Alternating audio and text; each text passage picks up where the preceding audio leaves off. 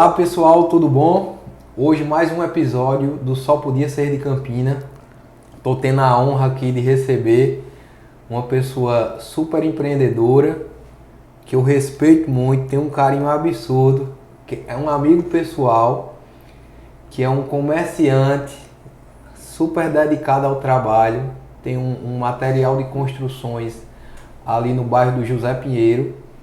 E eu queria que ele se apresentasse a empresa dele, e a gente vai começar a bater um papo com Luiz Ozélio, da Rede Fácil Materiais de Construção e da Carvalho Materiais de Construção, né? Isso.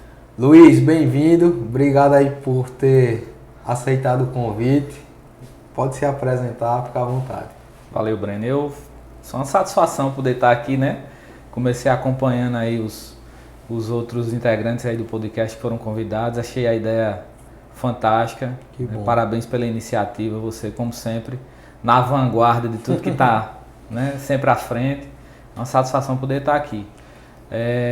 Bem, meu nome é Luiz Ozélio, eu sou empresário, sou da Rede Fácil Carvalho. Antes só da Carvalho, né? E aí de uns anos para cá da Rede Fácil, que é uma rede de lojas daqui do estado da Paraíba. E minha história começou um pouquinho lá atrás. Eu queria começar falando um pouco... Antes eu queria só caracterizar, para quem ainda não associou, qual é o negócio de onde é a loja de Luiz. A loja de Luiz é uma das lojas mais movimentadas do comércio ali do bairro do José Pinheiro.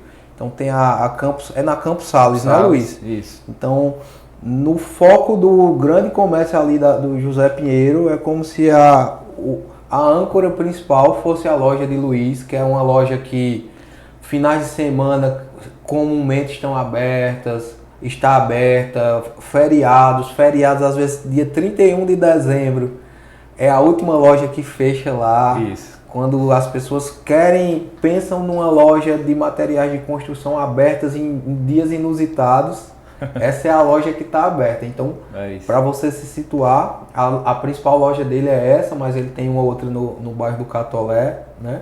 Não é essa aí, Luiz? É isso aí. E aí, fica com a palavra agora, aproveitando, conta um pouco de como tudo isso nasceu, como essa loja, que hoje é super relevante na cidade, junto com a outra do Catolé, como nasceu, como surgiu, de onde você veio. Você tem uma história assim ligada a Campina, mas também no Brejo, né? Isso. Conta um pouquinho desse início aí de vida, Luiz. Não tem como falar da minha história sem falar da história da família, né? Certo. Meu pai, essa veia empreendedora que eu tenho hoje, adquiri com meu pai, um homem extremamente empreendedor. E a história da gente remonta lá para a cidade de Solânia. Na verdade, meu pai é natural de Serraria. Certo. No Brejo, bem no coração do Brejo ali. E na década de 70 meu pai foi para Solânia morar lá. Ele já empreendia em Serraria com posto de combustível. Certo. Depois ele foi para Solânia. E mais antes, assim, antes do teu pai empreender em Serraria com um posto, como era antes a história dele? Tu tem conhecimento? O pai fez de tudo. Vendeu prestação, foi feirante, né?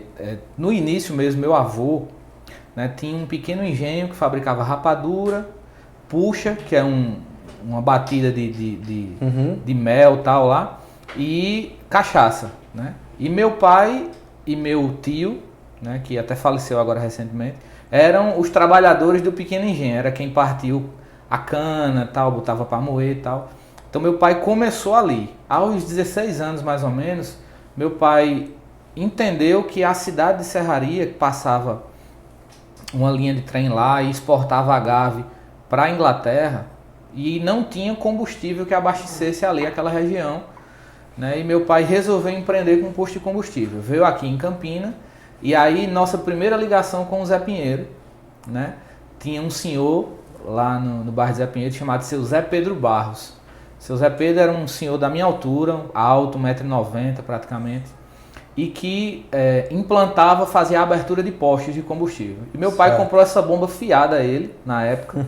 Ele confiou no meu pai, né? Meu pai com 16 anos, um adolescente, um jovem, e montou essa bomba para lá em Serraria, que esse posto existe até hoje lá. Legal. E aí a história empreendedora do meu pai começou nesse sentido.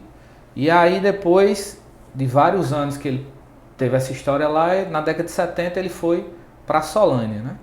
Chegando lá, inaugurou mais alguns postos lá, ele chegou a ter 5 postos lá.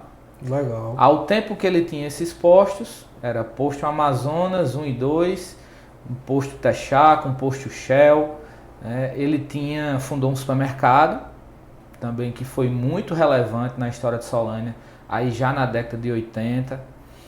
Mais ou menos quando você nasceu. Eu nasci em 85, né? Ele tinha uma loja de autopeças também, né? Meu pai, ele sempre teve uma veia muito, muito, muito empreendedora. Uhum. O supermercado dele... Para quem não conhece, é o seu Carvalho, Carvalho. Seu Osélio Carvalho, Isso. né? Se falar em Carvalho em Solânia, ninguém conhece. É Seu Osélio. E se falar em Seu Osélio aqui em Campinas, ninguém conhece. Então lá é Osélio e aqui é Carvalho. Certo. Aqui ele adquiriu o nome Carvalho depois do nome da loja, né? Quando a gente abriu o material de construção, aí ficou Seu Carvalho. Então ele é muito conhecido lá no Zé Pinheiro por conta disso. Então nessa década de 70, 80, meu pai empreendeu muito lá em Solânia. E ele abriu a loja de autopeças, que também fez um sucesso tremendo lá. Mas o grande empreendimento dele foi o supermercado. Supermercados Vila Branca, né? Que Vila Branca foi o primeiro nome de Solânia. Nome do vilarejo ali e tal. Não sabia. Por isso tinha o time Vila Branca. Por isso que tinha o time Vila Branca, e que ele também foi presidente do time. Certo. Chegou a empreender nessa parte de futebol também. Então meu pai, a veia comerciante dele é muito forte. O supermercado chegou a ser o maior do Brejo. Guarabira não tinha um supermercado, que é uma cidade muito maior do que Solânia, não tinha um supermercado como o dele, né? Mas depois de várias aventuras, você sabe, Breno, que a gestão hoje você consegue fazer à distância, porque você tem ferramentas de controle, e naquela época não tinha, década de 70, 80 não se tinha isso. Então meu pai começou a passar por um processo de declínio nas empresas dele. Esse processo durou vários anos. Ele, por ser muito aguerrido, levou isso até o máximo. E na década de 90 foi que o negócio começou a cair, né? E ele teve que se reinventar enquanto pessoa. A minha história é mais ou menos essa. Certo. Eu sou natural de Campina, nasci aqui, apesar de que minha família sempre morou em Campina. Eu vim pra cá apenas para nascer, né? Você já morava em Solânia, e aí por questão de hospitais, de maternidades, você veio nascer aqui em Campinas. Nasci aqui. Mas no registro lá sai como Campina Grande. Campina Grandense. Campina Grandense. E aí nasci aqui, no Hospital Mater Dei, né? Que agora veio a ser o Hospital da Criança, né? Nasci ali. Então assim, legal. Essa foi a história do nascimento na década de 85, né? Eu lembro assim muito vividamente da minha infância em Solânia, morando lá. Meu pai, nessa época, um empresário de sucesso na cidade. E a gente acabava tendo, assim, vivendo uma vida praticamente de luxo para a realidade, para o padrão da cidade, né? A gente vivia uma vida muito boa, muito tranquila. Muito confortável financeiramente. Muito confortável, morava numa casa muito grande. E esse é uma das coisas que eu me lembro, porque a gente perdeu tudo isso. Né? Então, assim, isso foi uma marca que me fez me reinventar como pessoa também nisso. Eu sempre digo que a pessoa que não tem nada e começa a ter alguma coisa é um nível, mas quando você tem muita coisa e você perde, né, aquilo que você conquista depois você dá um valor absurdo, porque você já tinha e perdeu. Então eu lembro assim da minha infância brincando em Solânia. A infância de cidade pequena é uma infância diferente, né? Uma infância que você sai mais de manhã, liberdade, né? Com mais segurança. Você vai para casa dos amigos, passa o dia. Às vezes seu pai e sua mãe nem sabem que você está lá, mas você está porque todo mundo se confia, todo mundo é amigo, tal. Então eu lembro muito disso e vivi uma infância maravilhosa lá. Ao se aproximar aí da década da virada de 90 para 2000, né, o comércio do meu pai caiu bastante. E aí ele já tinha se desfeito dos postos. Ele tinha também uma transportadora de combustível, né? Ele chegou realmente a ter muita coisa. E nessa transportadora, ele chegou a abastecer Campina Grande em algumas faltas de combustíveis que teve aqui. Ele tinha vários caminhões que faziam esse trajeto, né? E tinha um bom nome, um bom relacionamento com os postos e tal. Então, assim, ele conta isso com muita alegria e felicidade, que nessa época ele abasteceu Campina, né? Então, nesse momento, meu pai dá uma parada assim na questão do comércio, dá uma diminuída. E você julga que essa de certo modo, que foi dando errado esses negócios, era muito por quê, Luiz? Quando vocês hoje conversam, refletem? Assim, ele não acompanhava os negócios de perto. Hoje a gente costuma dizer delargar, né? Ele não delegava, ele delargava. Então isso fez com que ele fosse perdendo a percepção do que tinha, dos faturamentos, dos negócios. E ele foi perdendo ao ponto de depois ele entrar dentro de um negócio dele e, por exemplo, ele ter 10 de mercadoria e ter 100 para pagar. Então certo. O estoque que ele tinha não conseguia pagar o que ele devia. Então ele foi obrigado a se desfazer, ficou com dívidas, né? E a nossa realidade mudou. Eu sou de uma família de 5 filhos, meu pai tem uma família grande, né? São 4 mulheres e eu. Só você de homem é o mais... Sou o mais novo. Mais novo. E aí, assim, a gente tem uma relação entre a família absolutamente maravilhosa. Eu amo demais minhas irmãs, são pessoas do bem, né? E a gente se dá muito bem, a gente se protege e tem um relacionamento de bastante cumplicidade, né? E eu fui criado numa família de 4 mulheres e mais minha mãe, né? Então, uma família muito feminina.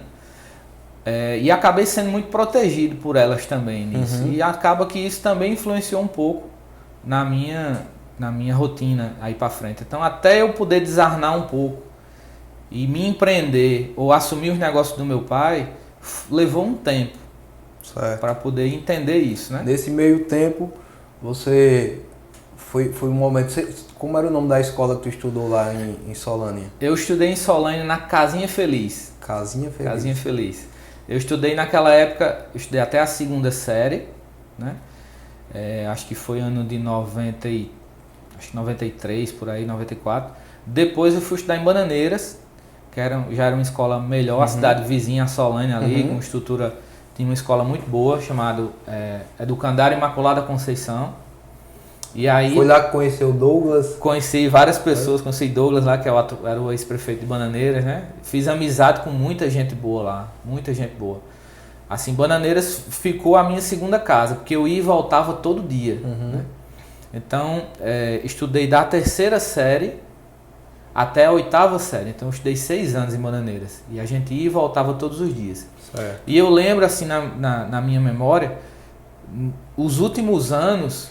Não tinha mais um carro para ir me deixar e pegar, eu acabava vindo de carona, né? Apesar de que isso na nossa juventude... Tranquilo, isso era melhor pra gente, né? A gente gostava, né? A gente achava isso o máximo porque era uma coisa mais... Só que era um reflexo de uma dificuldade financeira. Exatamente. Que estava acontecendo em casa. Exatamente, né? E que a gente de certa forma não percebia muito, né? Porque os pais sempre fazem de tudo pra gente não sentir tanto. Verdade. Né? De tirar do prato dele para dar ao da gente, mas a gente não chegou a passar essa dificuldade de passar fome, não. Mas a gente acabou perdendo financeiramente muita coisa. Então, meados aí de 98 para 99, meu pai fecha o supermercado e fica com a loja de autopeças. Assim, uma lembrança interessante é que a minha vida empreendedora, ela começa aí basicamente dos 12 para 13 anos.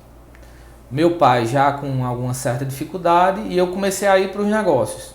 Começava a ir, começava a ver, né? Já ele tinha o supermercado ainda e tinha a loja de autopeças, não tinha mais os postos. Tu lembra se era estimulado por teu pai, por tua mãe ou era algo seu mesmo? A coisa talvez que mais me credenciou para estar aqui hoje, ou que fez eu ser empresário, seguir essa carreira de empresário, foi porque eu lembro muito das pessoas batiam nas minhas costas e diziam: esse aqui é o seu sucessor, o meu pai, né? Esse aqui vai tomar conta dos negócios, esse aqui é quem vai empreender depois. Então isso foi formando um caráter na minha cabeça que eu entendi que aquela missão era minha, né? Então isso tá muito vivo assim. Eu lembro de pessoas da família, amigos do meu pai, amigos da minha mãe, que diziam isso E assim, tá muito vivo isso, né?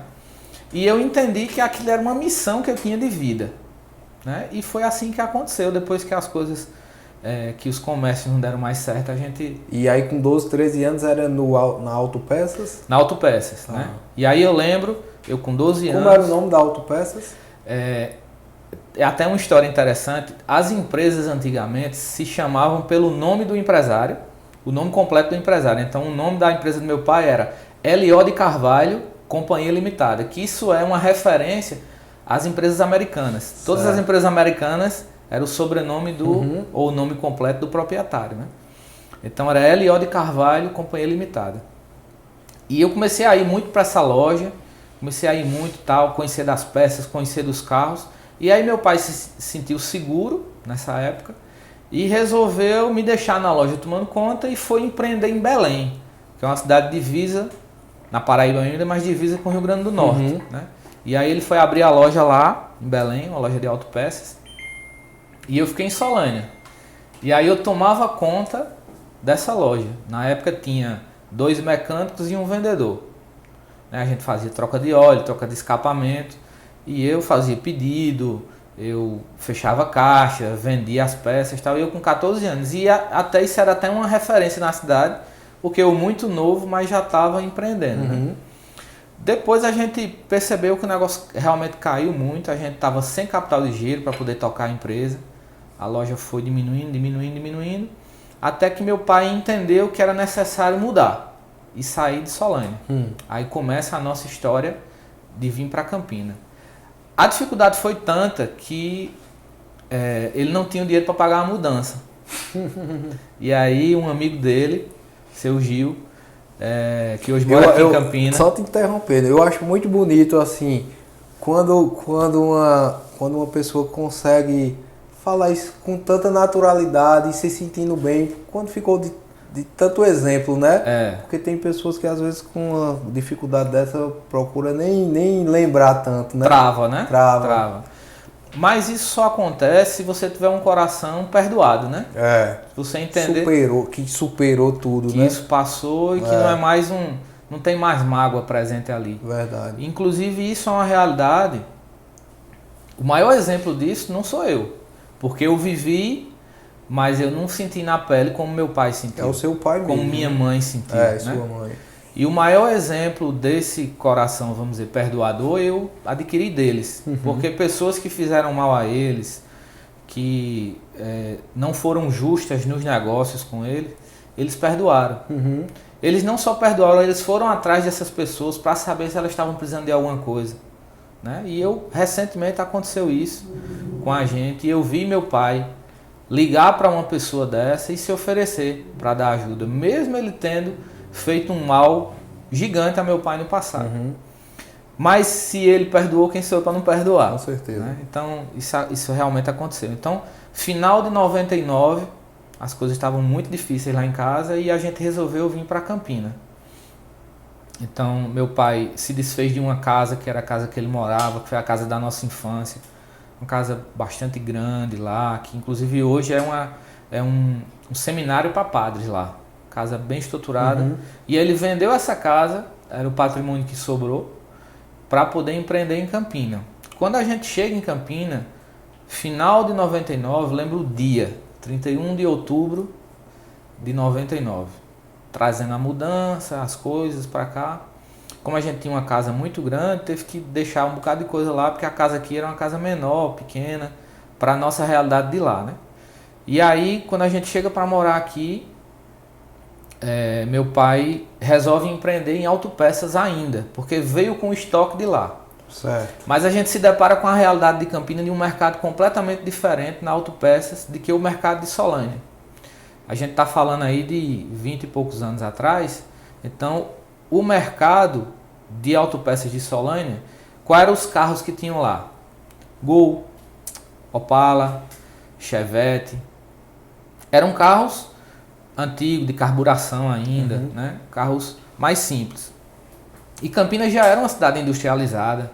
Carros mais novos, carros mais né? modernos. E a gente não tinha essas peças. Certo. Então quando a gente abriu ali onde hoje é a João da Silva Pimentel, Certo. de frente à equipadora de rock, Sei. Da Equipe Som, eu acho. É. De frente. Até quem tem uma autopeças lá hoje é Aguinaldo, Aguinaldo. né? Aguinaldo e o irmão, né? É. Que acho que eles... Aguinaldo. Eu vejo ele lá. Isso. E naquele ponto ali de Aguinaldo, onde hoje é Aguinaldo, a gente abriu uma loja lá. Não sabia. É. Naquela época, exatamente no início do ano 2000, né?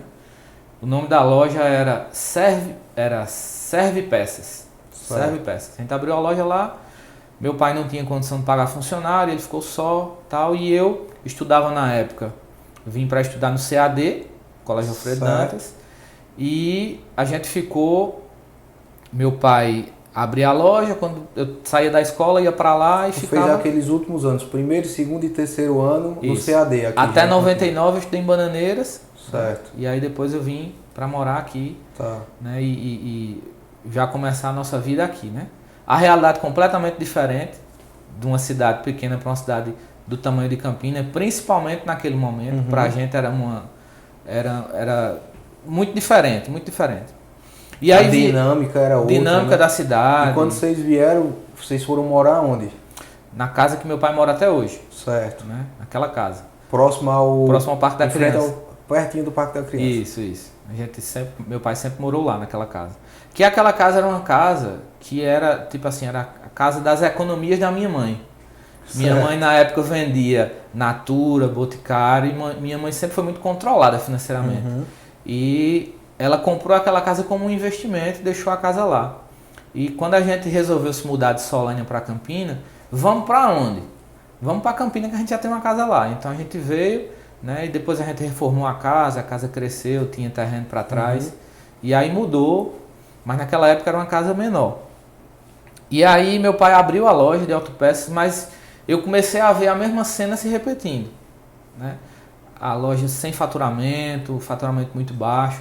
Eu lembro de um dia que a gente vendeu, naquela época, R$60. Né? Para quem tem comércio sabe que isso é nada de faturamento. Né? E principalmente peça de carro que não é sempre tem um valor agregado alto. E meu pai disse, eu não posso ficar aqui não tem futuro para mim, eu tenho que sair, eu tenho que me mudar, eu tenho que me reinventar. E começou a planejar e perceber o que é que pode ser de diferente. Meu pai tem essa veia empreendedora de negócio. Visionário, né? E ele sempre, assim, o comércio faz parte da vida dele, do sangue dele, né? Ele tem um negócio assim, de tudo que ele bota a mão prospera. Porque ele se dedica muito àquele negócio, se dedica muito. Então, isso aconteceu, né, com todos os negócios dele, sempre prosperou muito forte. Só que quando a gente chega em Campinas e se depara com essa realidade de um mercado diferente, aí a gente sofreu um baque. Aí meu pai tentou ainda muito, fez alguns investimentos, tal, mas não deu certo, a loja não ia. Se prolongou quanto tempo a vida da loja, mais ou menos? 2000, 2001. 2000, início de 2002, abril de 2002, aí a gente resolveu partir para outro negócio. Certo. Eu lembro que eu fiz uma lista de todo o estoque da loja de autopeças e fui tentar vender nas lojas, né? Mas não conseguia, muita peça mais antiga, de carro antigo, o pessoal não queria e tal. Até que um dia eu disse, rapaz, eu acho que eu sei quem vai comprar esse negócio. Aí fui na sucata de Heleno, que era ali perto do Parque da Criança, conversei com o seu Heleno lá, e o seu Heleno disse, eu compro as peças tudinho. Aí comprou por um preço bem baixo, mas a gente conseguiu se desfazer de tudo, praticamente da loja toda, depois a seu Heleno, né? Certo. Aí foi no momento que a gente resolveu empreender em material de construção, né? E aí a gente tinha uma pessoa, né, seu Gil, que ele tinha um cunhado que tinha essa loja lá no Zé Pinheiro, né? Ele não estava conseguindo levar a loja e tal, e fez a proposta para a gente adquirir. Meu pai tinha uma reserva financeira que foi dessa casa que a gente vendeu em Solânia, que ele tinha guardado com medo do negócio não, né? E ele era a última, vamos dizer assim, era a última pá de terra que ele tinha, né? Certo. Então ele resolveu guardar, fazer essa economia para quando aparecesse um negócio que realmente ele pudesse se dedicar a investir. E aí foi quando a gente abriu a loja de material de construção chamada Carvalho Construções em abril de 2002 com meu pai, eu e um funcionário. Certo. Que era inclusive um funcionário que já estava na loja, né, na loja da gente. Tu lembra como era o nome da loja antes lá? Não lembro, não lembro. Mas Eu lembro que eu e meu pai, a gente sempre teve uma relação muito próxima, de muita afinidade, de muita amizade. E quando surgiu a possibilidade da gente comprar a loja, um mês ou 2 antes, ele disse assim: Luiz, vá na loja, fique indo toda tarde para lá e veja se realmente é o que o cara tá dizendo que vende bem e tal. Só que a realidade que o cara tinha era muito parecida com a realidade nossa. Ele não tinha capital e ele não conseguia fazer levantar a loja, mas as pessoas entravam e procuravam muitas coisas lá. Então o ponto era bom. Certo. Então a gente percebeu que se a gente tivesse estoque e se a gente desse uma revitalizada com esse estoque, com esse dinheiro da casa, a gente conseguiria. Acabou que a gente não conseguiu ter esse estoque todo. Eu lembro que o pedido inicial da nossa loja foi R$5.000, que para material de construção é muito pouco. É pouco. É pouco. Talvez fosse um montante alto para Pra época, né? Mas também não era assim um capital de giro inicial bom para se abrir uma loja. Mas era o que se tinha. uma dúvida, nessa época existiam, porque hoje tem vários outros concorrentes lá, ou já existiam, como era aquela rua?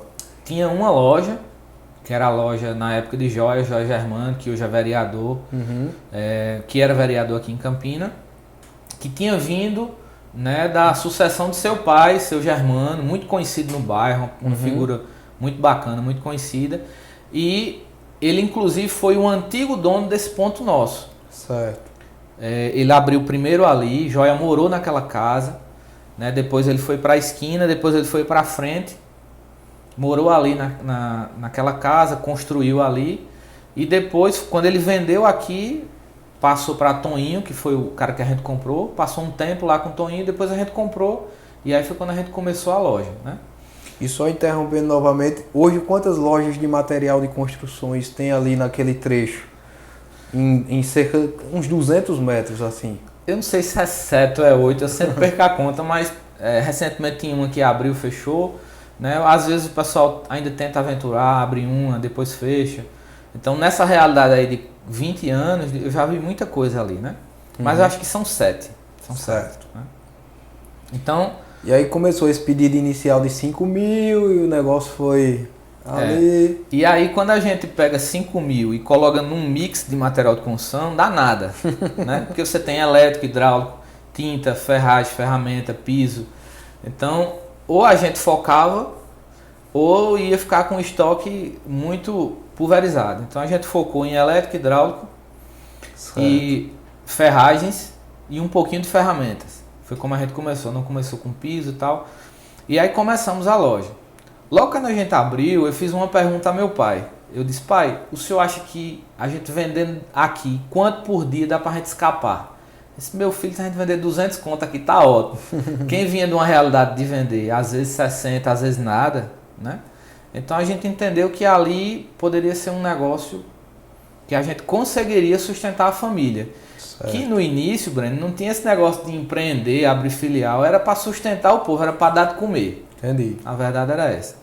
Então começamos ali, e aí logo naquele início ali, eu lembro muito da Copa de 2002, a gente abriu a loja em abril, e naquele início ali, ninguém abria o comércio nos domingos. Certo. Ninguém abria. E eu disse: pai, por que a gente não abre? Ele disse: mas a gente já trabalha tanto, mas vamos abrir. E aí eu lembro de eu ter assistido vários jogos do Brasil, da Copa, numa TVzinha preto e branco, debaixo do balcão, ali na loja. Porque era como a gente poderia fazer. Eu lembro de um jogo que a gente assistiu. E os jogos eram bem de manhã cedo, não era? Era. Então assim, a gente assistia, ficava por ali mesmo. Então a loja começou a ter uma rotina e começou a ser o ponto de Campina comprar lá nos finais de semana, né? A gente começou com um horário bem estendido, a gente abria de 7, fechava de 6. Teve vez de a gente fechar de 7 da noite, de 7 às 7. No sábado a gente ficava até 6, 7 horas, depois no domingo até meio-dia, 1 hora. Então a gente sempre teve um horário muito estendido. Então isso fez com quem precisasse de material de construção e nos procurar.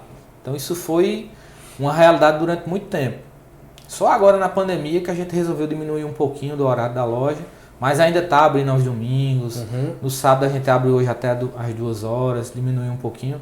Mas porque a gente precisa de uma equipe para funcionar e tem que ter essa dinâmica, né? Nesse início dessas aberturas, tinha mais gente da família que era envolvido lá nos atendimentos, irmãs suas, parentes, ou eram funcionários mesmo? No início, a gente tinha uma irmã minha, a Manuela, que hoje mora em São Paulo, né, trabalhou com a gente durante um tempo. Ozênia, que hoje fica na loja do Catolé, também trabalhou com a gente lá, né? Outra irmã, né? E assim, vez por outra tinha um sobrinho, um neto que ficava por ali, né? A gente sempre teve a família muito envolvida. Minha mãe ficou no caixa durante muito tempo, minha sobrinha Larissa ficou muito tempo no caixa também, né? E a gente sempre teve a família muito presente dentro do negócio. Minha esposa foi caixa durante muito tempo. E quando foi que você percebeu, a gente está falando aí mais ou menos em 2002, esse início, quando você percebeu que o negócio estava já tomando uma proporção maior, que já estava pagando, não estava só sustentando a família, já estava começando a sobrar? Eu lembro de umas cenas assim que eram bem interessantes. Naquela época, de forma muito empírica, a gente não controlava nada, não tinha sistema, tal, e a gente começou a ter um faturamento bem legal, aí foi botando funcionário, foi acrescentando. E eu lembro de várias vezes eu pegar o dinheiro assim no caixa, né? Era naquela época que todo mundo passava o troco, né? Todos os funcionários despachavam, a gente pegava o dinheiro e corria pro banheiro para poder contar, para poder botar no bolso e tal. E foi nessa época que eu comecei a dizer, rapaz, esse negócio aqui é bom. E a gente começou a perceber o fluxo de cliente aumentando. E a gente foi introduzindo mix, foi botando produto. E aí o cliente ia pedindo, a gente ia trazendo. Naquela época, o comércio de Campina era muito centralizado no centro, na Rua João Pessoa. Para você alugar um ponto na Rua João Pessoa, você tem que pagar uma joia, tinha que pagar uma calção, esperar o cara sair do ponto para poder entrar. Então a gente começou a trazer essa descentralização para os bairros nessa época, né? Em Campina tinha JC Rocha, que sempre foi referência lá naquela parte das Malvinas, mas não tinha praticamente mais ninguém. Tinha na Zona Leste Seu Germano, tinha Rômulo, que era um outro concorrente, em Monte Castelo, mas também não tinha mais concorrentes não. Então foi nesse momento que a gente percebeu isso e começou a trazer produtos novos. Então a gente tinha um preço que competia com a Rua João Pessoa, era um preço médio ali, e começou a vir clientes de outros lugares, e a loja foi crescendo. Eu imagino também, Luiz, que coincidiu quando o bairro do Catolé deu um boom assim de crescimento, né? E aí muitas construções também. Como eu me criei ali no Catolé, morei muito tempo lá, e era uma alternativa ideal para não ter que ir no centro. Era comprar no José Pinheiro, era o trânsito era melhor. Acho que isso ajudou muito também, né? Ajudou. Campinas se desenvolveu muito nesse tempo. Né? Cresceu muito. Ela, de uma cidade centralizada, se tornou uma cidade periférica. A cidade foi para os bairros, os comércios foram para os bairros. Então essa descentralização da cidade nos ajudou demais. Apesar da gente estar num lado que não cresce muito, vamos dizer assim, em termos de extensão territorial, o Catolé nos ajudou demais. Né? O Catolé, Santa Terezinha, essa região daqui, aqui perto do Aerão Marinho da gente Vila Cabral, ajudou demais. Né? Então Campinas se desenvolveu. E a gente sempre teve um público muito voltado para a reforma e para conserto. Porque no ramo de construção você tem a construção em si, mas você tem a manutenção do imóvel, né? E você sabe, você lidar com imóveis todo dia, se você não cuidar do seu imóvel, ele vai caindo, e depois você acaba tendo que gastar muito na parte de uma reforma maior. Então, com o tempo, vocês ficaram... O público principal, alvo, era essa de manutenção e reforma, Reforma e conserto. Certo, reforma e conserto. A gente ainda vende para construções, a gente tem construtores, pessoas que nos compram, mas o grosso, vamos dizer assim, do faturamento é reforma e conserto. Reparos hidráulicos, elétricos, pinturas, pequenas reformas. Isso é o que sustém, o que mantém o faturamento. Então, assim, algo que quando eu fico pensando assim e vejo, imagino que seja o faturamento de lá, acaba que vocês devem ter um número absurdo de itens, né? Eu queria saber mais ou menos quantos itens vocês trabalham. E cerca de quantos negócios são feitos por dia ali? Porque como são muito de pequenos reparos e consertos, vocês têm muito atendimento, né? Um volume gigante. Isso. Mais ou menos quantos itens e quantos atendimentos? A gente já chegou a ter 17 mil itens cadastrados, né? A gente tem 17 mil itens cadastrados, mas ativos em torno de 12 mil. Então, para se manter essa estrutura de estoque... 12 mil significa que tem que ter 12 mil produtos inseridos, valores ali, códigos para leitura. Tributação, código de barra, mapeamento de estoque, né? Então, a gente acaba que a operação ela fica muito complicada, muito cheia de detalhes, por conta da quantidade de itens. Mas o que foi que eu entendi? Eu entendi que foi assim que a gente conseguiu chegar onde a gente chegou. Então eu não posso mudar a estratégia agora e nem é sadia para o perfil de cliente que a gente tem. Então a gente cada vez mais aumenta. Eu acho que no último mês a gente deve ter colocado aí uns 200 itens para dentro novos. Então nessa parte de compras quem fica sou eu. Eu tenho mais 2 pessoas que me ajudam nas compras, mas eu fico muito ligado principalmente na introdução de itens. Certo. E trazendo para o cliente sempre alguma novidade. Né? Hoje à tarde mesmo eu estava na loja, chegou umas novidades e eu já fico pensando na repercussão que isso dá. Né? Porque uma coisa que a gente entende e a gente escuta dos clientes é: rapaz, isso aqui eu só achei aqui.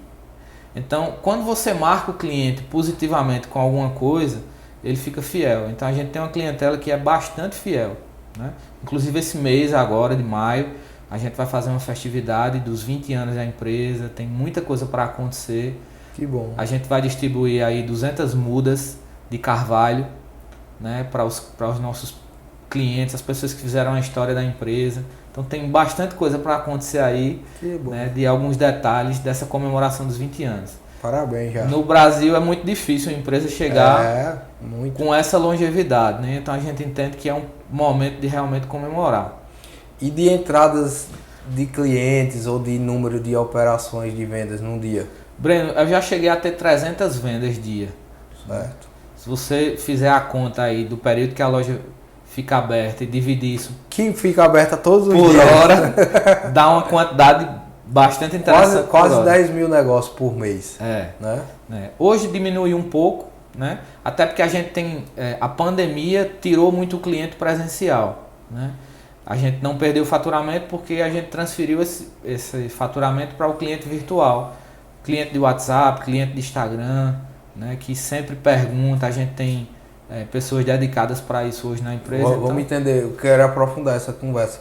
Antes eu queria entender o seguinte, eu conheço lá a loja, eu frequento lá. É meu cliente.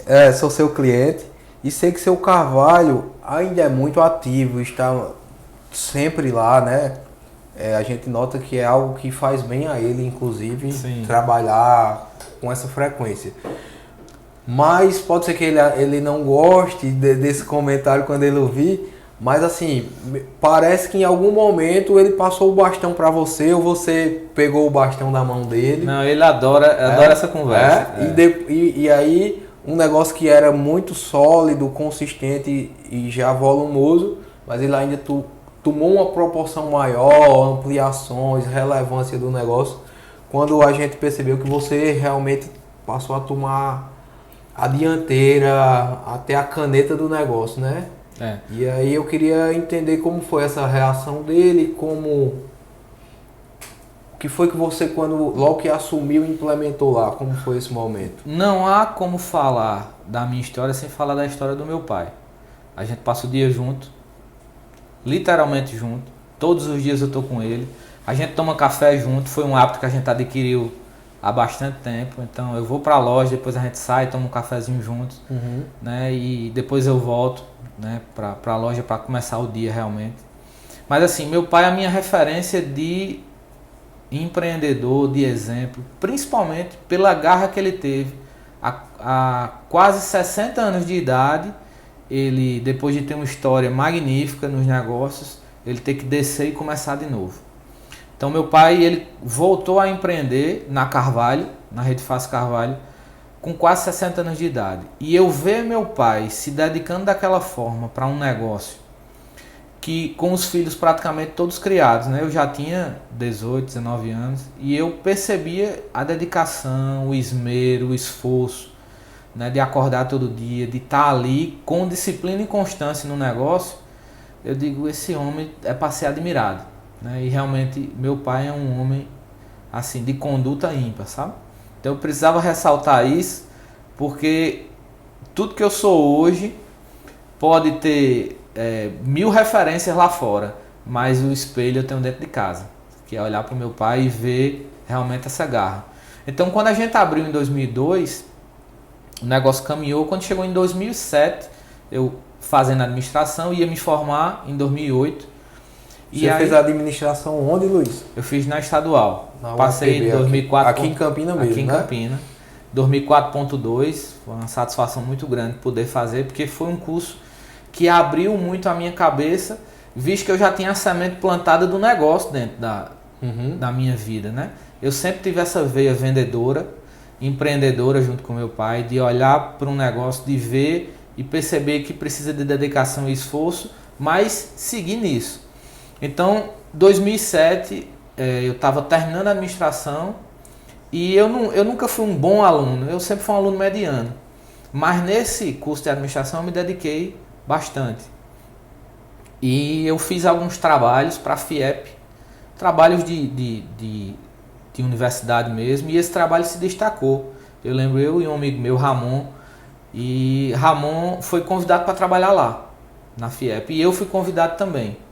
Na época eu tinha uma proposta do Bradesco, uma proposta da FIEP, uma proposta de uma empresa de representação e a loja. Então eu tinha 4 opções de negócios. Eu me converti em 2002, então assim, eu conheci Jesus em 2002, então eu precisava dar um caminho para a minha vida na parte de família e tal, já namorava com eles há bastante tempo, e ela cobrando, casamento e tal. Então assim, eu disse, pai, eu tenho que casar, eu vou casar, eu quero me organizar para casar. Aí ele disse, muito bem, mas vai viver de quê? Aí eu disse, eu tenho 4 negócios aqui. Aí eu me lembro desse dia, que foi um dia assim muito decisivo na minha vida. Ele me botou dentro do carro e disse, vamos ali pra gente conversar? A minha história sempre foi de trabalho junto com ele. E todas as decisões sempre foram tomadas junto com ele, né? As maiores decisões da vida, né? E aí eu disse que queria casar e tal. E ele disse, você tem 4 propostas de emprego, 3 na verdade, muito boas, por sinal. Porém, você é meu sucessor. Você é que tem que tomar conta disso aqui. Eu não tenho mais tanta saúde, já estou com mais de 60. E até então nunca tinha acontecido uma conversa como essa? Não. Então essa conversa está gravada porque foi uma conversa dentro do carro, a gente tá andando dentro de Campina, conversando, olhando as coisas e conversando, conversa de mais de hora. E aí eu disse que a minha vontade era ficar na loja, porque eu acreditava naquela missão do passado de que era o sucessor dele. Né? Então a minha história com meu pai tem uma ligação muito forte, muito forte. E aí eu disse, eu vou ficar. As propostas lá de fora eram mais interessantes. A principal, naquele momento. Financeiramente era a de representação mesmo, já tinha uma carteira pronta. Só para eu entender, curiando um pouco, até essa conversa, o seu dinheiro era como se fosse uma mesada, era um salário mesmo, como era? Assim, como a relação da gente era de muita cumplicidade, ele me dava um salário que não era nem um salário mínimo, era um salário bem mais baixo, e eu nunca gastava. Certo. Nessa parte eu era controlado e eu devolvia para ele. Tanto é que depois, quando eu quis comprar um carro, né, eu disse, quanto é que tem de dinheiro na sua mão? Eles têm X. Aí ele tinha um cadete, eu não sei se tu chegou a pegar essa fase do cadete, acho que tu não pegou não. Não, eu te conheci depois, né? Que carro era. E aí eu tinha um cadete bem organizadinho, que era dele e que tava meio que encostado, tava com problema no motor. Aí ele me deu o carro e eu peguei essas economias e investi no cadete, deixei o cadete bem bonitinho, né? Tá. E aí assim, carro de ir namorar, ir lá eu ia lá em Eires no cadete. E aí assim, eu até me perdi agora no que eu estava dizendo. Mas assim, essa conversa foi decisiva para a minha vida. Foi muito decisiva. E aí eu tinha propostas financeiras melhores, mas eu tinha a dívida de gratidão e o espelho do meu pai dentro de casa para seguir a profissão dele, que era de comerciante. E eu disse, pai, eu vou ficar com o senhor. Meu pai, ele sempre foi uma pessoa assim, muito séria, de muita palavra. Se ele disser que é sim, se ele disser que é não, e acabou-se. E não era de muito carinho, muito afeto, mas um homem de muito exemplo. Ele sempre liderou a família pelo exemplo. E aí, nessa conversa que eu tive com ele, eu disse, como é que a gente vai ficar ajustado? Né? Eu e o senhor dentro de um negócio. Eu vou casar e hoje a loja não tem condição de pagar 2 prolabores, o meu e o seu. A gente tem que fazer esse negócio crescer. E aí ele disse, você quer fazer como? Eu estava saindo da academia, da universidade, cheio de ideia, de coisa para fazer. E ele, mais conservador, porque já tinha passado por um processo de falência. E aí esse processo de sucessão foi fantástico. Porque o que o jovem precisa entender, aquele que vai suceder o seu pai, sua mãe na empresa, é que aquela pessoa ela construiu uma história. E você não pode desfazer dessa história. Você tem que pegar essa história, valorizar essa história e fazer com que ele perceba que ele está no controle. E você vai mudando as coisas no bastidor. Uhum. E foi isso que eu fiz. Eu digo, pai, a gente tinha um balcão de madeira lá na loja e eu disse assim, o exemplo foi esse. Eu disse, se o senhor quiser que eu bote esse balcão pendurado no teto, a gente vai botar. Agora o meu trabalho é fazê-lo entender que não é a melhor opção. Para dar um exemplo bem esdrúxulo assim. E ele disse, tá certo. Então foi muito bom isso, porque a última palavra era dele. E o meu trabalho era fazê-lo entender. No início um pouco difícil, mas depois que a gente pegou o jeito e ele percebeu que eu tinha capacidade para liderar a empresa, aí ele soltou a corda, aí o negócio foi de uma forma muito tranquila. Tanto é que hoje ainda continua desse jeito. Nas decisões mais importantes, eu chamo ele, peço uma opinião, né? Às vezes ele discorda, mas ele diz, não faça, você sabe melhor do que eu. Uhum. E assim, é como se ele tivesse muito orgulho da cria, né? E ele, quando ele fala comigo, ele me vê com admiração, né? E eu me sinto, fico até emocionado quando eu falo isso, porque assim, é um amor que é uma coisa diferente. E a partir desse momento aí, os funcionários começaram a lhe ver como uma pessoa que tinha autoridade lá. Como foi isso aí junto à equipe? Não foi tão difícil, porque como a gente tinha uma equipe pequena naquele momento, o pessoal já percebia que ele ia me passando as coisas. Então a parte de compras começou a ficar comigo, né? A parte de fechamento de loja, a parte de ser tipo um gerente de loja. E ele começou a ir se ausentando dos processos, que ele naquela época fazia tudo, ele foi delegando e supervisionando, E aí foi muito tranquilo. Chegou um momento que é como é hoje, é mais supervisionando. Né? Ele chega, olha alguma coisa ali, ele participa ainda da operação como um todo, né? Se tem um produto arrumado errado, se está faltando etiqueta, se tem um cliente sem ser atendido, ele gosta disso. Mas da parte de gestão, ele não participa de mais nada, não sabe de nada, não sabe o que é que tem a pagar, o que é que tem a receber. Né? Eu aqui chamo ele e presto conta. Tem isso aqui, assim, quer fazer como? Aí ele disse, não, faça do seu jeito aí. Então ele realmente delegou e passou o bastão, né? Então pra gente foi tranquilo, mas ao mesmo tempo bem supervisionado essa parte, né? Certo. Até chegar meados de 12, 13 ali, que a gente resolveu entrar para a rede. Né? Eu queria entender isso aí, qual foi porque você já tinha uma empresa com um nome forte no bairro, e aí qual foi o movimento que fez gerar essa união junto à Rede Fácil, e também qual foi o momento de uma filial que vocês abriram no bairro do Catolé? Tá. Quando a gente iniciou esse momento de rede, não foi na Rede Fácil, foi na Rede PB, que era uma outra rede que tinha aqui, que era concorrente da Rede Fácil, né? Então a gente foi procurado pelo pessoal da Rede PB e recebemos o convite para participar de uma reunião. Redes e centrais de negócios. Que ano, mais ou menos? Acho que foi 12 ou 13, por ali. Então, redes e centrais de negócios estavam começando a despontar como um grande negócio. E aí foi que a gente percebeu.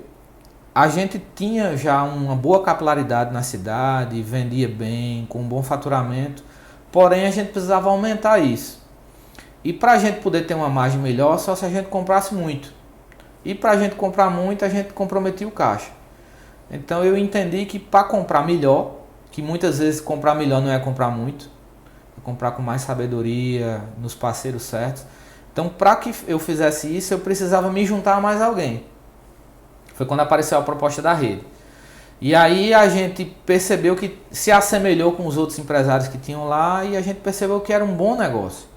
Então fomos convidados para a rede e aí nesse primeiro momento a gente foi como espectador, na segunda, terceira reunião a gente resolveu se afiliar. Aí nos filiamos. Em 2014, 2013, 14 eu já assumi a presidência do negócio. Né? Da rede PB. Da rede PB, né? E aí fiquei na presidência, se não me engano foi 14, 15, 16 foi. 2014 eu assumi a presidência. A gente se filiou em 2013, a rede. E aí 14 eu assumi a presidência. Eu lembro que eu gostava muito das reuniões, era um negócio que mexia muito comigo. Eu sempre tive essa veia de liderança, seja na igreja, né? Como presidente de turma. Sempre quando tinha um negócio, bota Luiz que ele vai. E eu fui assimilando isso e entendendo que isso era bom para mim, porque me desenvolvia como pessoa. Se tudo tiver calmo na sua vida, né? Se não tiver nenhum problema para você resolver, você não melhora. Então, não evolui, né? Não evolui, né? O bom marinheiro é aquele que enfrenta a tempestade. Então, eu percebi que eu precisava desses desafios para melhorar como pessoa. E aí fui assumindo. Então assumi a presidência da rede em 13, 14, que para mim foi um processo de extremo aprendizado, porque a gente tanto teve um crescimento da rede, a gente chegou a ter 25 lojas naquele momento, e como teve uma queda, eu tive que expulsar afiliados, gente que estava com problema, e aí nesse meio a gente teve uma queda do negócio rede muito grande. Eu lembro que em 2014, 15 por ali, a gente ficou com 7 lojas. Mas nada afetou a sua loja? Não, nada o meu negócio. Meu negócio Carvalho, né? E aí quando foi em 2017, a gente foi procurado pelo pessoal da Rede Fácil, né? Para tentar entender se cabia uma fusão naquele momento, de juntar os dois negócios. Certo. E aí resolvemos arriscar. Não, sentamos aqui numa mesa com eu e mais 4 pessoas e aí a gente resolveu fundir as duas redes. Então, Rede PB e Rede Fácil se juntaram e naquele momento ficou Rede Fácil PB. Eu lembro que Tiago Alcântara, lá de Sumé, representava a Rede Fácil, Aledson, né? Eu e Agnaldo tem loja em Alagoa Grande, e Alex, que é o nosso gestor hoje, né? Participou desse momento de fusão. Alex até fala que o maior negócio que foi feito e a gente não tirou uma foto, né? Eu sei que num processo que a gente achava... Alex estava na PB? Estava na PB. Alex comeu, eu costumo dizer que ele comeu 1 quilo de sal comigo, né? Porque a gente chegou a ter muita loja, depois caiu e eu nem dinheiro para pagar o salário dele tinha e ele ficou sustentando ali comigo, numa crise muito difícil e tal. E hoje ele, graças a Deus, o negócio é outro, cresceu, né? Mas fruto dessa perseverança e dessa persistência que ele teve. E aí em 2017, o que a gente achava que ia demorar um período de anos, ou de 1 ano para acontecer, pela mentalidade das pessoas, pelo processo lento, que rede é um processo um pouco mais lento do que um negócio só, porque você tem seu negócio, Breno, você toma qualquer decisão aqui a qualquer momento e você assume o ônus ou o bônus disso. Mas em rede não é assim, porque você tem muita gente para liderar, pessoas com opiniões diferentes. Então o negócio ele é muito bom, porém a decisão sempre é no passo do mais lento. E só para quem é leigo no assunto de rede, compreender melhor, o seu negócio está ali tocando, sua loja de material de construção está ali tocando e o principal benefício dessa rede é principalmente assim, além da interação, do relacionamento com outros empresários do segmento, é em relação às compras que vocês fazem para as lojas individuais de vocês? Assim, todo mundo que entra em rede, ele entra pensando numa coisa, comprar mais barato. Isso acontece, mas ele não é o que mantém a pessoa dentro da rede. O que mantém a pessoa dentro da rede é o que você faz no Soma, é o que você faz na sua profissão, que é o network. É a troca de informações, é estar sempre se atualizando no mercado. Porque a grande dificuldade do empresário é você se assemelhar com os seus pares. Né? Você observar o comportamento de uma pessoa, ver como é que ele está fazendo. E no mercado não existe isso. Você não vai para um concorrente seu e perguntar: e aí, bicho, comprasse o quê? Tá vendendo quanto? E na rede você tem acesso a todos os números. Eu sei quanto todo mundo vende, quanto todo mundo compra, quantos clientes ele atende, o que é que ele mais vende, o que é que ele menos vende, quanto é que ele tem a pagar, quanto é que ele tem a receber. Então, assim, a rede você consegue mapear e se assemelhar com os comportamentos. Luiz, você buscou aprendizados técnicos em relação à gestão de materiais de construção e a essa qualificação na condução de redes, ou foi mais aprendendo com o dia a dia mesmo? Assim, na gestão de loja, eu nunca parei de estudar. Eu sempre fui fazendo cursos. Eu não enveredei pelo lado de especialização. Até fiz um tempo, mas tranquei. Mas sempre cursos rápidos e que me dessem aquele objetivo fim ali num tempo mais curto. Cursos pelo Sebrae, cursos diversos aí, cursos de internet. Fiz muitos. Tá. E da rede também? E da rede fiz alguns, mas o grande lance da rede é porque a gente, acima da Rede Fácil hoje, a gente tem uma entidade chamada Febramate, que é a Federação Brasileira das Lojas de Rede. Então essa federação hoje ela tem 1.300 lojas, são 28 redes, e ela produz muito material, conteúdo, e a interação entre essas 28 redes. E a especificamente essa federação é só de redes de materiais de construção? Só. Certo. Tanto é que se você juntar o faturamento das 28 redes, é o segundo maior faturamento de material de construção do Brasil. Então a gente tem uma força muito grande. Uma força para comprar, uma força para vender e uma força para melhorar a gestão através dos cursos e das capacitações. E aí tudo que você vê ali, você aplica também na sua loja individual. Qual é a vantagem de você ter... A Bíblia é muito sábia quando ela diz assim: na multidão dos conselhos há sabedoria. Então, quando você tem alguém para se assemelhar, você pode comparar. Então eu olho, se eu tivesse uma imobiliária e a gente tivesse no mesmo negócio, eu ia olhar para a sua, esse comportamento cabe dentro da minha loja, dentro da minha realidade. Se couber, eu vou pegar. Se agregar, Então, assim, dentro da rede existe uma diversidade de lojas. Tem lojas que vendem mais piso, outras vendem mais tinta, outras vendem mais elétrico, hidráulico. Então, eu estou fraco em hidráulico, por exemplo. O que é que eu preciso saber? Vou no cara que é referência em hidráulico. Ei, bicho, tu tá fazendo o quê, hein? Por que tu tá vendendo tanto canto, tanta conexão? Por que tu tá vendendo tanta tinta? Então, a gente vai se assemelhando e aprendendo os comportamentos de cada empresário, né? E assim, uma coisa que precisa mudar, porque as pessoas querem mudar a empresa sem antes mudar a cabeça do dono. Então o que você precisa fazer primeiro é arrumar o dono. Porque a empresa, a Bens, hoje, ela é a cabeça de Breno. A Carvalho é a cabeça de Luiz.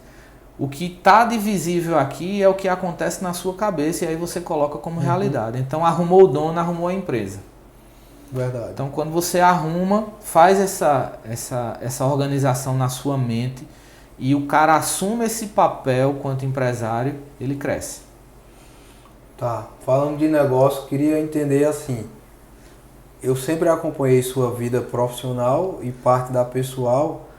E algo que me chama muita atenção, sempre chamou, é que você tem família hoje, você tem 3 filhos. Isso. Você teve um momento que tinha uma atividade dentro da igreja constante, presente, liderava jovens, dava palavras.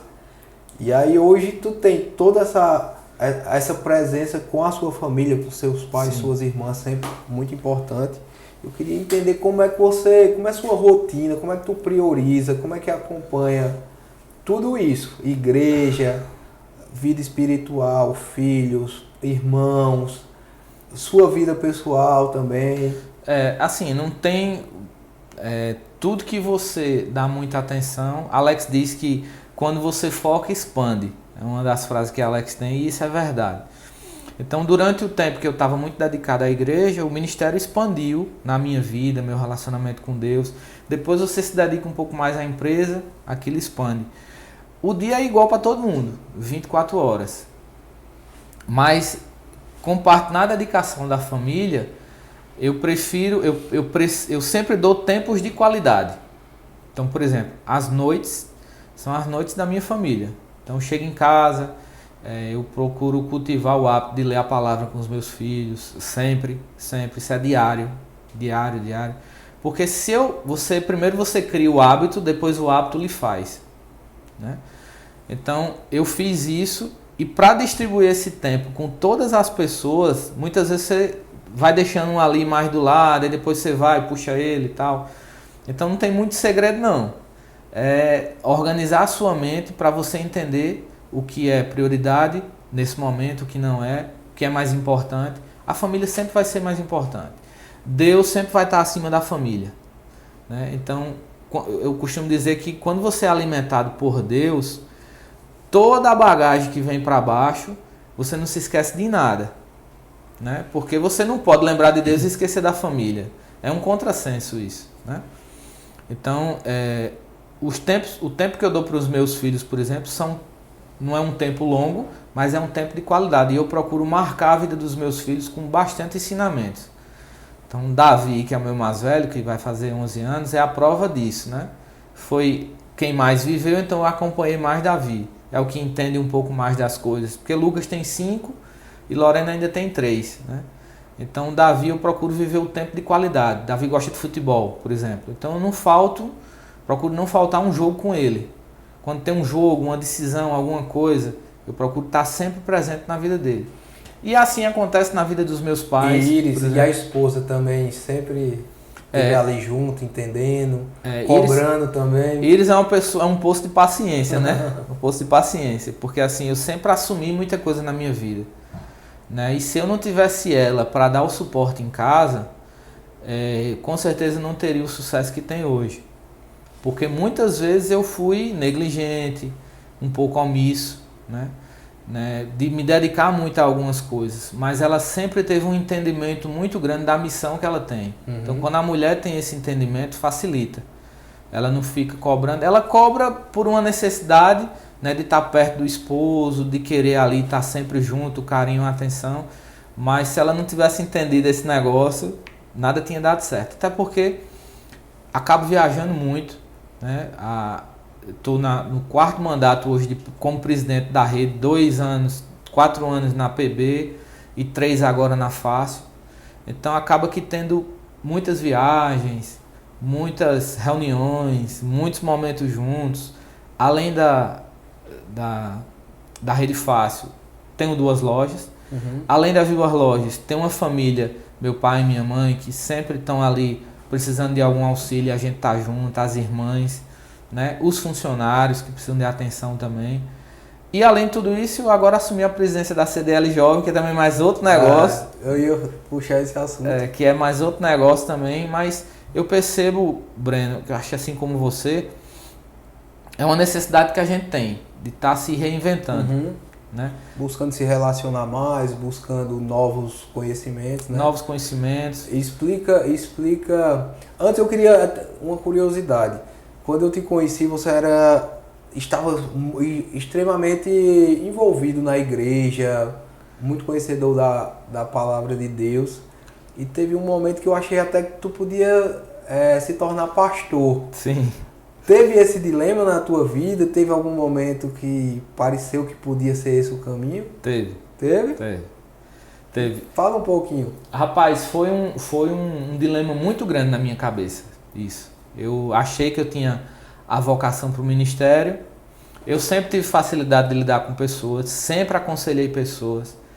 E durante um tempo isso mexia muito na minha cabeça. E eu não entendia como é que eu ia poder largar tudo para me dedicar à vida pastoral, né? Eu sempre entendi que a vida pastoral ela precisa de muita dedicação. Até hoje os pastores que passaram na minha vida, o meu atual pastor, que é o pastor Robson, eu percebo o quanto eles se dedicam ao ministério e quanto aquilo suga de energia da pessoa, porque você acaba vivendo os problemas da pessoa. Uhum.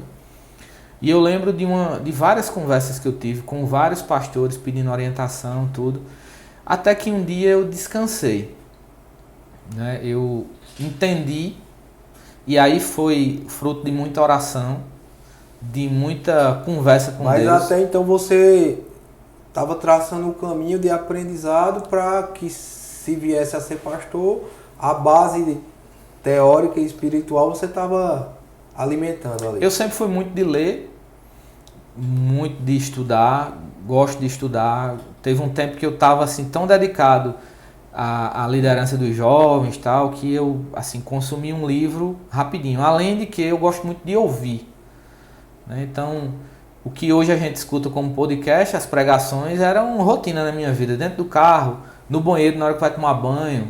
E eles até reclamavam comigo: "Homem, desliga esse negócio", porque era muito. Tomando café, escutando pregação sempre. Porque como eu não tinha muito tempo de ler em si, então eu captava muita coisa lendo, né? Ouvindo. Então aquilo foi muito bom para mim durante muito tempo. E essa decisão de não ir para o ministério foi muito forte. Conversei com Iris um tempo, perguntei a opinião dela, o que é que ela achava. E ela sempre foi muito de me apoiar em tudo. Graças a Deus eu tenho uma esposa que me apoia sempre nas minhas decisões. Ela disse: "Se você decidir, a gente vai". Sempre foi assim. Mas eu lembro de uma conversa que eu tive com o pastor Josinaldo em Maceió, num avanço missionário que a gente fez lá, e eu disse: "Rapaz, eu acho que esse negócio não é para mim não". E aí eu decidi não tocar e decidi me dedicar mais às empresas. Certo. Né? Foi quando em 2017 eu abri a segunda loja, que foi a loja do Catolé. E já respondendo a sua pergunta que você fez lá atrás, você perguntou sobre a segunda loja. A loja do Catolé, eu sempre tive vontade de abrir uma filial e eu tinha muito medo.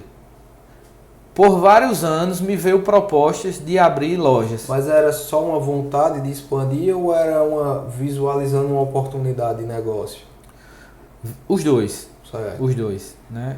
Eu ainda entendo que eu não parei de abrir loja, eu quero abrir mais lojas, eu quero crescer, né? Eu quero desenvolver. Porém, para gente que tem o tipo de negócio, né, com muita variedade de itens, né, com uma operação que acaba tendo mais gente para poder lidar, porque quanto mais itens você tem, mais gente você precisa para ter na operação. É diferente, por exemplo, de um posto de combustível que você tem 6, 7 itens, que dá 95% do seu faturamento. O meu não é assim. Meu faturamento ele está capilarizado entre todas essas outras, os ramos de produto, né? Então, em 2017, depois de ter recusado várias propostas para comprar lojas de amigos, comprar estoque de outras lojas, abrir em outras coisas que apareceram, apareceu essa oportunidade na época, e o filho de seu Antônio lá, Daniel, ligou para mim e tal, e a gente resolveu fechar e eu comprei aquela loja. Para quem não conhece, é a loja na rua João Quirino, Isso. próximo ao Luiza Mota, Isso. o shopping Luiza Mota, por trás, quase vizinho a um posto de gasolina. Isso. Petrobras que tem, o posto São José, né? Então a gente resolveu ali, e para mim foi um desafio, porque eu queria inclusive testar a minha capacidade de gestão com duas empresas. Porque, como eu falei, meu negócio é um pouco distinto devido às particularidades da operação, né? Comprar para duas lojas, gerenciar duas equipes de entrega, estoque de duas lojas. E tem sido tranquila essa condução? É desafiante. É desafiador, na verdade. É desafiador. Eu queria entender também, resume um pouco algo que eu percebi, que depois disso veio a pandemia, né? Sim. Então toda aquela mudança, todas as dificuldades. eu notei que você conseguiu adequar o trabalho de delivery dentro da sua loja muito rápido, muitos atendimentos hoje pelo WhatsApp ou pelo Instagram da loja. Quanto isso corresponde hoje em percentual, essas vendas através de delivery ou de redes sociais no seu faturamento? Já chegou a 20%. Como meu faturamento ele é muito fatiado, né? Então, e você vê que é um caminho irreversível esse, só de aumento nesse tipo de venda? É irreversível, não volta mais. Porque o cliente se acostumou e aprendeu a comprar assim, né? Então, em 2020, quando aconteceu... Quem é o cliente que compra um joelho de hidráulico pelo WhatsApp? Pois Quem é o perfil dele? Essa foi uma surpresa minha, né? Eu vou te contar um pouquinho da operação para tu entender. Quando iniciou a pandemia em 2020, em março, né, precisamente em março, deu um desespero, porque a gente achava que o negócio ia fechar. Eu já fazia a conta de, eita, eu tenho 2 lojas, vou fechar uma para ficar pelo menos com uma, salvar o negócio. E isso foi na cabeça de todo mundo que empreende, foi assim. Quando o negócio começou a caminhar e o governo começou a injetar dinheiro na economia, e a economia, pelo menos para a gente de construção, foi colocada num patamar como a segunda opção do destino daquele dinheiro, então eu entendi que a gente precisava revitalizar o negócio. O cliente estava em casa.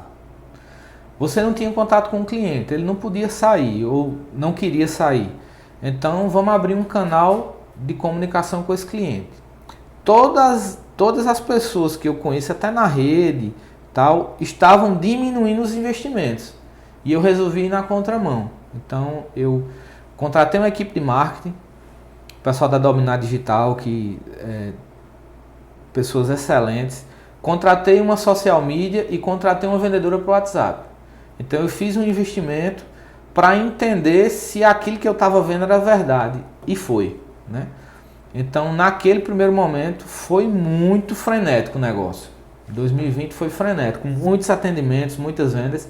E aí cabe a resposta à sua pergunta. O que eu achava que ia ser, tipo assim, o cara tá precisando de 1 quilo de rejunte, manda deixar na casa dele. Não foi assim. Foram compras grandes. Então meu ticket médio presencial era 5 vezes menor do que o virtual. Então o virtual começou a ter muita venda, né, de muitos produtos, variados produtos. E aí eu percebi que o cliente realmente estava com dinheiro e estava querendo investir. Aí eu investi mais. Aí comecei a impulsionar publicações e tal. E muito você hoje analisa que foram essas reformas de casas? Que foram reformas.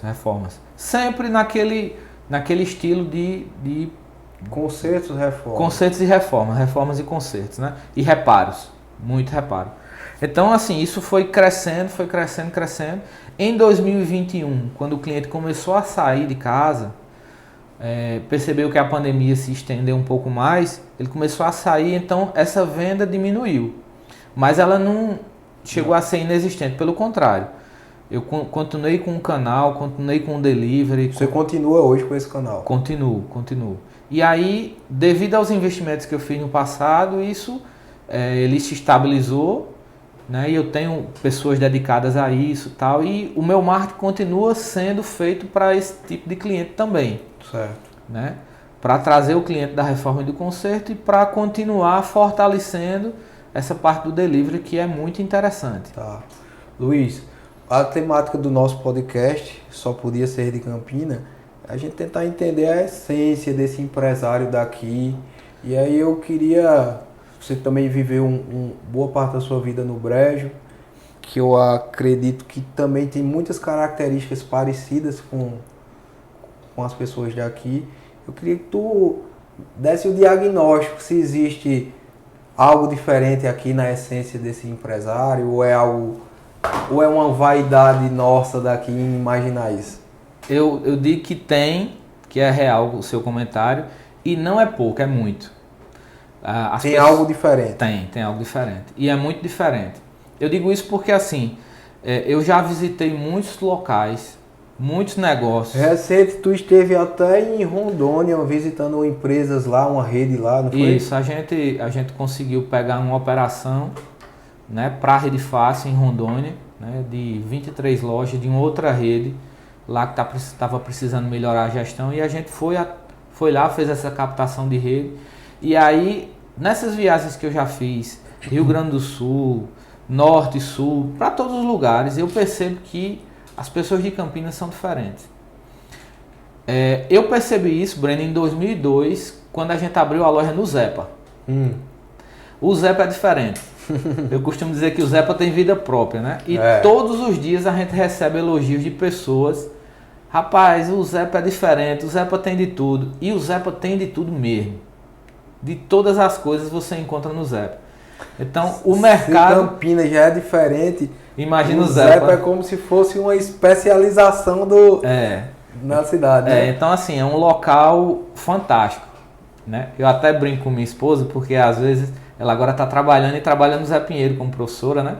E aí eu digo, olha, você tem que agradecer muito a Deus e ao Zé, porque ele deu tudo, né?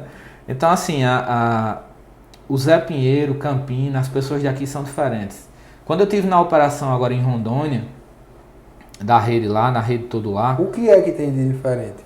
As pessoas, o sangue, a vontade de crescer, a vontade de empreender. Eu percebi que as lojas lá faturam mais do que a daqui da gente, mas as pessoas estão um pouco meio que acomodadas com aquele faturamento, mas é cultural, né? E eu costumo dizer que se a gente tivesse a estrutura que essas pessoas têm com água, que a água é vida e realmente é, né? Você vai aqui no Cariri, né? Tem empresas de sucesso dentro da rede, aqui na região do Cariri, que só tem pedra lá, tem mais nada, e você conseguir ter sucesso numa região dessa, né? E Campinas não é diferente, né? Eu percebo que os empresários daqui, eles são muito mais visionários, né? E se eles tivessem a quantidade de oportunidades que essas pessoas têm fora, eu brinco até com um amigo meu que a gente estava andando tudo de helicóptero aqui, porque os empresários daqui, né, depois que você bebe a água de Boqueirão, você fica diferente. Então, são diferentes, são diferenciados, são sangue nos olhos, como a gente diz, porque gostam de empreender, se esforçam para isso, né? Tem uma frase que fala sobre o nordestino, diz que o nordestino, antes de tudo, é um forte. E esse povo daqui do Nordeste, especificamente de Campina Grande, é um povo diferente. Muito bom, é isso mesmo. Né? E os novos projetos?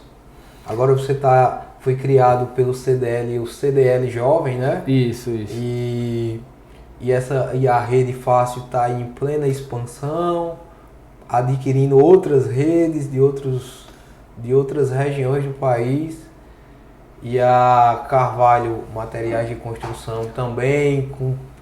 E aí, onde é que vai chegar tudo isso? Qual é o objetivo? A CDL Jovem e a Rede Fácil, apesar da Rede Fácil ser parte do meu negócio, ela me dá vitalidade de conhecer novas pessoas, de adquirir novos conhecimentos, de melhorar como pessoa. Tem gente que pensa que assim, a gente ganha rios de dinheiro nesse negócio, no negócio da Rede Fácil, mas muito mais dedicação, suor e sangue, de você se dedicar, de você entender como é que funcionam os outros mercados, né, para a gente poder fazer diferente aqui. Eu não nasci para ficar parado. Eu gosto de fazer diferente, eu gosto de observar o que os outros estão fazendo e tentar copiar, tentar melhorar aquelas ideias, né? Então, a CDL também é nesse sentido. Quando o presidente Arthur Bolinha me chamou para assumir o negócio, foi na intenção de dar um pouco dessa característica de associativismo que a rede tem. A CDL é uma entidade de 56 anos, bastante relevante na cidade, muito relevante no cenário nacional, né? Com a capilaridade aí em todos os estados, várias cidades, né? Que realizam o maior evento de vendas do Brasil, que é o Liquida, né? O Liquida em vários municípios, locais, né? E aqui em Campinas é a maior ação de venda que a gente tem, mas não é só isso. Mas precisa de uma característica de associativismo, que é o que a gente tem na rede. O valor que a gente tem, aquilo que eu lhe falei, quando a gente entra na rede, a gente entra para comprar mais barato.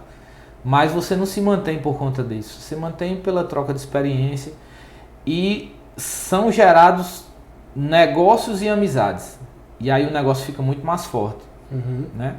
Quando a gente faz um negócio e esse negócio proporciona uma amizade, o negócio tende a perdurar muito mais, porque vem as indicações. É assim com a gente, né? E no seu negócio também é muito assim.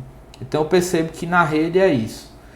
E a gente aceitou esse desafio de criar a CDL Jovem para trazer um pouco do empresariado jovem para dentro da cidade, da CDL, mudar um pouco a cabeça.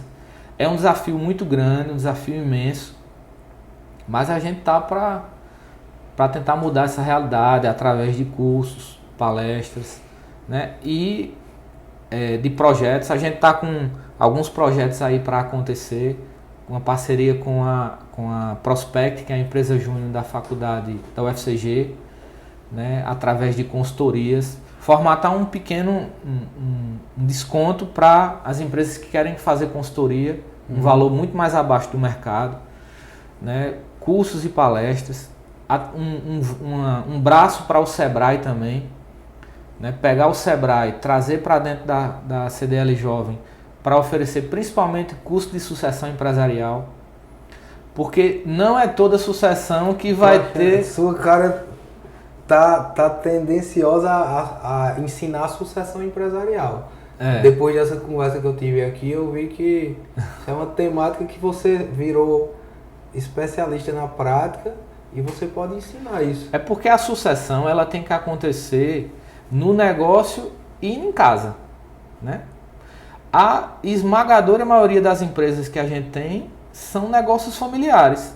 É o pai que começou, é a mãe. Quais são as empresas que estão na nossa realidade que são sociedades anônimas? Você não conhece, não tem. Então são empresas de família. E muitas vezes o negócio ele não transcende porque falta habilidade do filho, né, de reconhecer ali no pai uma liderança, de reconhecer que ele precisa perdoar, né, e não chegar, não, eu sou o bom e vou jogar todo o conhecimento aqui e esquecer a história do pai, da mãe, que construiu muita coisa. Então não é simplesmente chegar e impor sua vontade, né? É muito mais uma resignação de você, rapaz, essa é a hora de calar, essa é a hora de falar. Então é um processo lento, demorado e que muitas vezes não dá certo por conta do ímpeto da pessoa querer fazer sempre a sua vontade. Verdade. Então a sucessão empresarial é uma coisa que a gente quer trabalhar também dentro da CDL Jovem. Luiz, um recado final para os jovens empreendedores aí que você vai ter agora cada vez mais perto do CDL Jovem. Sim. Um recado assim que você mesmo muito jovem já tem de experiência, o que é que pode passar para quem está começando? Assim, Breno, você não consegue mudar a cabeça se você não sair de dentro do seu negócio. Um dos grandes erros, principalmente para quem tem comércio de rua ou um comércio que precise muito do olho do dono dentro do negócio, é você achar que se você estiver ali o tempo todo, né, vai ser o segredo do sucesso. Pelo contrário, você precisa sair de dentro do seu negócio, olhar outros negócios, seus concorrentes, seus concorrentes fora da cidade, o que é que as pessoas estão fazendo de diferente. Porque muitas vezes o cara quer bater o escanteio, cabecear, bater o centro, ele quer fazer tudo, né? Então você tem que sair da operação e entender que a operação ela precisa se virar sozinha. Claro que com toda uma supervisão, com toda uma orientação, mas você sair e olhar o negócio de fora e olhar com o olho do seu cliente. E para o outro lado e perguntar, eu compraria a mim? O meu negócio está bom dessa forma? O meu cliente está satisfeito com a forma que eu estou negociando? Então tudo isso faz parte desse novo momento que a gente vive, né? E ele precisa se aperfeiçoar, né? Você precisa se reciclar, mudar a sua cabeça. Muitas vezes aquele conceito que era absurdo é um conceito que você tem que ouvir. A opinião contrária, saber perdoar, saber escutar. Um grande segredo que a gente precisa entender é separar muito, para a gente que é empresário, a mensagem do mensageiro. Eu escuto todo dia o que eu não quero ouvir. mas que é importante para mim, enquanto pessoa, escutar o que eu não quero ouvir. E aí, se eu não olhar para a mensagem e olhar para o mensageiro, para quem falou aquilo, eu vou ficar com raiva. Né? E aí eu tenho que separar isso. Entender o que a pessoa disse e quem disse. Né? E não se apegar à pessoa, e sim à mensagem. Rapaz, o que esse bicho disse é verdade. E aí poder entender que é assim que eu mudo. Quando eu escuto o contraditório. Então, muitas vezes o empresário ele não cresce porque ele fica só querendo escutar quem lhe apoia. E não quem pensa diferente. É isso aí. Né? Luiz, agradecer demais sua participação. Obrigado, Breno. Deixar aqui uma lembrancinha. Eita. A gente tem agora um patrocinador Olha aí. de canecas que nos procurou. Obrigado. Que é a Joy Mugs. Vou abrir, viu? Vou colocar aqui, pode abrir. O negócio é bem feito, viu? É. Como é que abre aqui? A Joy Mugs faz as canequinhas personalizadas aqui do nosso podcast. Eita, legal. Tá personalizado aí? Tá, esse aqui é de... Tá, a tua. Joia. Alegria nos seus momentos especiais. Obrigado, Breno. Obrigado. De verdade. Agradecer demais. Desejo todas as bênçãos de Deus para sua vida. Muita sabedoria, muita saúde. Você sabe que é de coração mesmo. Estou aqui sempre na torcida por você. E eu sou um torcedor e um entusiasta da sua vida, você sabe disso. Sei disso. De todos os projetos que você faz, né? E tá de parabéns. Eu que agradeço. Espero que vocês tenham gostado. História aí linda de Luiz Osélio. Se inscrevam aí no canal, quem não está inscrito ainda. Em breve mais podcasts bem bacanas, igual a esse. E fiquem com Deus todos. Forte abraço. Valeu.